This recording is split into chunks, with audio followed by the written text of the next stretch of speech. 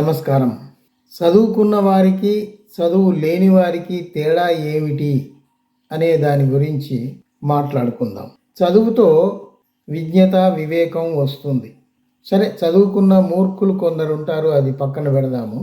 జనరల్గా చదువు, సరైన వ్యక్తిత్వం ఉన్న వాళ్ళకి, చదువు లేకుండా, వ్యక్తిత్వం లేకుండా, నిజాయితీ లేకుండా ఉన్న వాళ్ళకి తేడా ఎలా ఉంది? మనం కళ్ళెదుటే చూస్తున్నాము. మన దేశ పరిపాలకులు అవివేకులైనందువల్ల, చదువురాని వారైనందువల్ల దేశాన్ని ఎంత ప్రమాదకరమైన పరిస్థితుల్లో పడవేస్తున్నారో మనం చూస్తున్నాం. అందువల్ల అసలు ఈ చదువుకు ఏమిటి విలువ? ఆర్థర్ జాన్ అనే అమెరికన్ సైకియాట్రిస్ట్ ఏమన్నాడంటే, పుస్తకాల గది నుండి వచ్చేవారే ఈ సమాజానికి అవసరము. పుస్తకాల గది నుండి వచ్చేవారే ఈ సమాజానికి అవసరము. పూజ గది నుండి వచ్చేవారు బహుశా పునర్జన్మలకు అవసరము.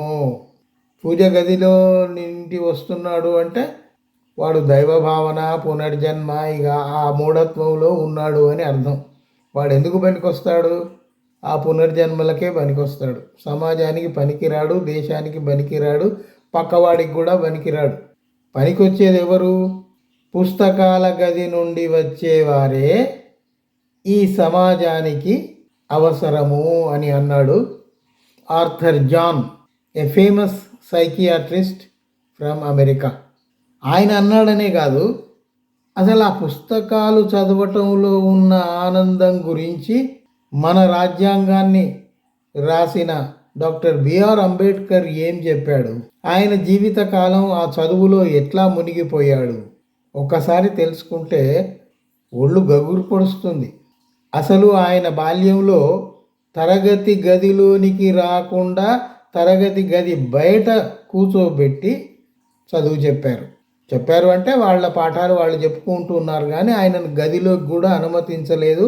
అందువల్ల ఆయనను గది బయటే కూర్చోవాల్సి వచ్చింది. నీళ్లు తాగడానికి లేదు, ఎందుకంటే ఆ కుండ ముట్టుకుంటే వేరే వాళ్ళు తాగరు దళితుడని. ఒకసారి మాస్టారు ఆ బోర్డు మీద లెక్క చేసి చూపెట్టమంటే అంబేద్కర్ తయారయ్యాడు చేయడానికి.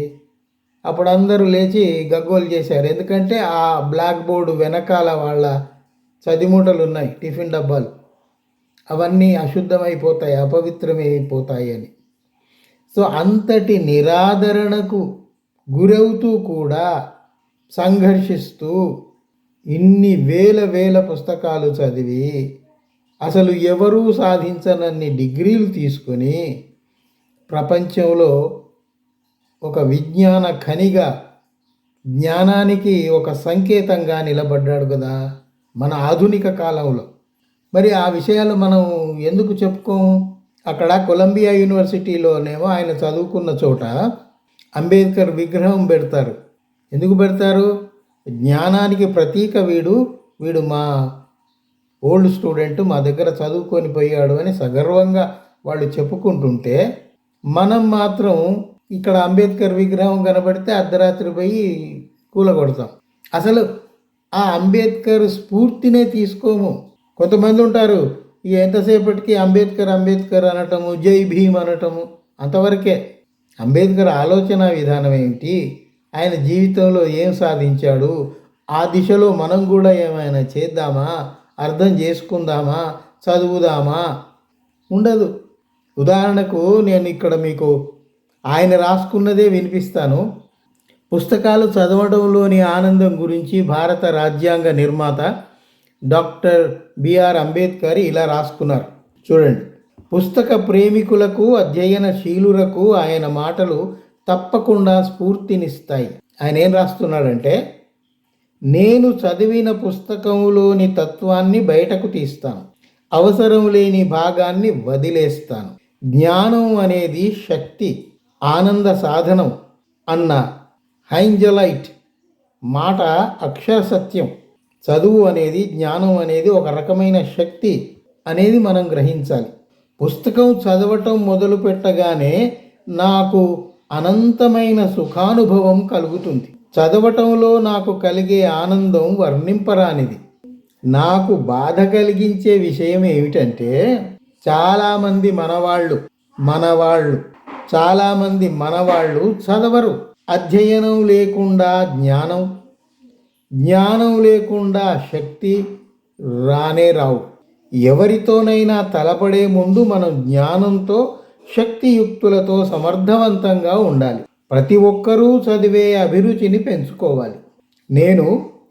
అంబేద్కర్ రాసుకుంటున్నాడు, నేను వెనిస్ నుంచి బొంబాయికి ప్రయాణిస్తూ ఓడలో 6 రోజుల్లో 8,000 పేజీలు చదివాను.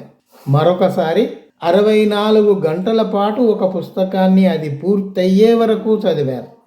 డాక్టర్ అంబేద్కర్ ఇంకా రాస్తారు, పుస్తకాలు దీపాల వంటివి. అవి మనోమాలిన్యం అనే చీకటిని తొలగిస్తాయి. నేను నా భార్య బిడ్డల కంటే ఎక్కువగా పుస్తకాలనే ప్రేమిస్తాను. విద్యా వికాసాలు పొందాలి. విద్యా వికాసాలని ఇతరులకు అందించాలి. అంతర్గతంగా ఆందోళన పడాలి. చూడండి, అంతర్గతంగా ఆందోళన పడాలి. మార్పు కోసం ఆందోళన చేయాలి. సంఘటిత పడాలి. సమైక్యంగా ముందుకు సాగాలి. ఒక దేవాలయ నిర్మాణం కంటే ఒక గ్రంథాలయ నిర్మాణం ఎన్నో లక్షల రెట్లు గొప్పది. దేవాలయం ముష్టివాళ్లను సృష్టిస్తే గ్రంథాలయం నిర్మాణం ఎన్నో లక్షల రెట్లు ఎందుకు గొప్పదంటే గ్రంథాలయం దేశాన్ని మార్చే మహావీరుల్ని, మహాజ్ఞానుల్ని తయారు చేస్తుంది. ఇవి డాక్టర్ బిఆర్ అంబేద్కర్ రాసుకున్న మాటలు. మానవీయ విలువల దృష్టికోణంలో నుంచి అంబేద్కర్ కృషిని బేరీజు వేస్తే ఇలా ఉంటుంది. ఒక కవి హిందీలో ఇలా చెప్పాడు, ఇన్సానోं को गुलाम बनाकर हजारों बादशाह बने हैं, लेकिन गुलामों को इंसान बनाकर सिर्फ एक ही बादशाह बने हैं, वो है డాక్టర్ బిఆర్ అంబేద్కర్. దీని అర్థం ఏమిటి అంటే మనుషుల్ని బానిసలుగా చేసి చాలామంది రాజులు, చక్రవర్తులు అయ్యారు. కానీ బానిసల్ని మనుషులుగా చేసిన వాడు ఒకే ఒక్కడు, ఆయనే బిఆర్ అంబేద్కర్ అని ఆ హిందీ కవితా చరణాల యొక్క సారాంశం.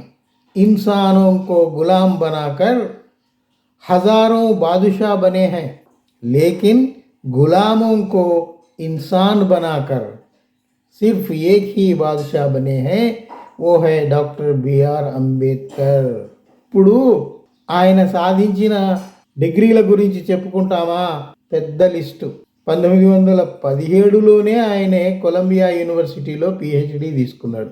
1921లో MSc London School of Economics నుంచి. ఆ తర్వాత 1922-30 మధ్య barrister at law Great Britain లండన్లో తీసుకున్నారు. 1923 November DSc London School of Economics. 1952 గౌరవ డాక్టరేట్ ఎల్ఎల్డి మళ్ళీ అదే కొలంబియా యూనివర్సిటీలో నుండి తీసుకున్నారు. ఆ పూర్వ విద్యార్థి యొక్క గౌరవాన్ని ఇనుమడింపజేస్తూ అంబేద్కర్ పూర్వ విద్యార్థి, అక్కడ చదువుకున్నవాడు, ఆయనను మళ్ళీ పిలిచి ఆయనకు గౌరవ డాక్టరేట్ ఇచ్చింది 1953లో 12 జనవరి డీలిట్ ఇచ్చింది. అట్లాగే మన హైదరాబాదులోని ఉస్మానియా యూనివర్సిటీ కూడా డాక్టర్ బిఆర్ అంబేద్కర్కు గౌరవ డాక్టరేట్ ఇచ్చింది. గౌరవ డాక్టరేట్లు ఇంకా చాలా ఇచ్చాయి.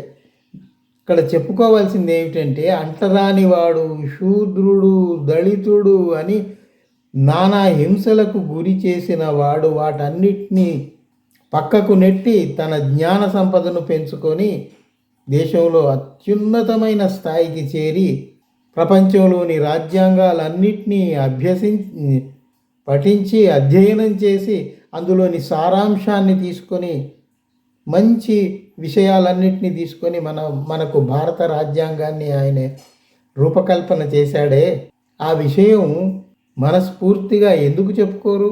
ఆయన ఎంత విద్యను ఆర్జించాడో దాన్ని స్ఫూర్తిగా తీసుకొని మన వాళ్ళంతా ఎందుకు ముందుకు రారు? అంబేద్కర్ అని నినాదాలు కాదు, అంబేద్కర్ సాధించిన దాంట్లో మనం 100వ వంతన్నా సాధిస్తున్నామా? ఆయన జీవిత కాలంలో ఒకటి చెప్పాడు, ఈ హిందూ మతంలో పుట్టాను కానీ నేను హిందూ మతంలో చావను అని చివరి దశలో బౌద్ధం స్వీకరించాడు. ఎందుకు స్వీకరించాడు? దాని పూర్వాపరాలు తెలుసుకోవాలి కదా. అందుకు అనుగుణంగా మన వాళ్ళు కూడా అనుసరించాలి కదా. ఆ జీవన విధానాన్ని అనుసరిస్తూ ముందుకు సాగాలి కదా. ఈ విషయాలన్నీ ఎందుకు చెప్తున్నానంటే, ఇప్పుడు పరిపాలనలో అధికారంలో ఉన్న వాళ్లకు ఈ డిగ్రీలలో ఇసుమంతైనా ఉందా? ఎవరికైనా 6వ తరగతి డ్రాప్ అవుట్ను పట్టుకొచ్చి మీరు ప్రధానిగా కూర్చోబెడతారు. చదువు సంధ్య లేని వాడిని ఒక రాష్ట్రానికి సీఎం చేస్తారు. ఏంటిది? వాళ్ళ డిగ్రీలు అడిగితే తడబడతారు.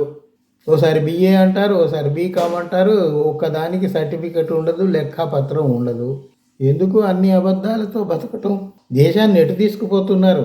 ఈ చదువు అనేది ఎందుకు ముఖ్యం అని నేను చెప్తున్నానంటే, వాళ్ళు తీసుకున్న నిర్ణయాలన్నీ దుర్మార్గంగా ఎందుకున్నాయి అంటే, ఇందుకే వాళ్ళకు చదువు లేదు, విజ్ఞత లేదు, జ్ఞానం లేదు.